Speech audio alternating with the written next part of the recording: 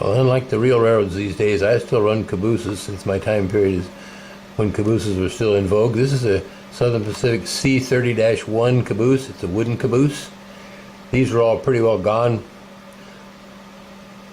by the early 1960s. Most of them had been retired. There might have been a few lingering around yet, but by that time they'd all been replaced by steel cabooses.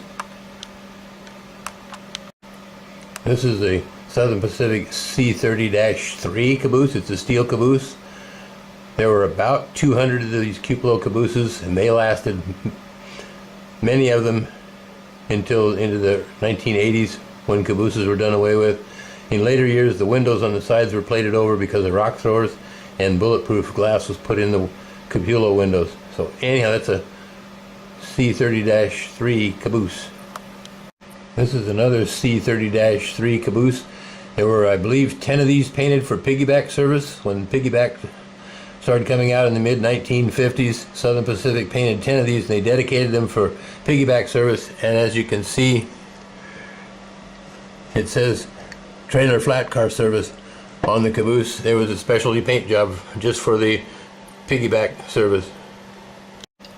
This is a C30-4 bay window caboose.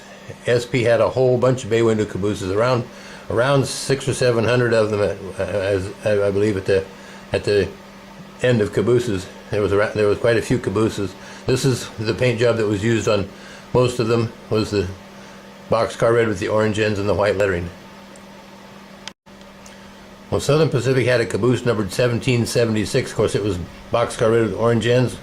It came in for some shopping, and the shop forces painted into a bicentennial paint scheme to go with the 3 locomotives that Southern Pacific had in the bicentennial paint. So this is Caboose 1776 with a special paint job on it. So here's the string of the 5 of them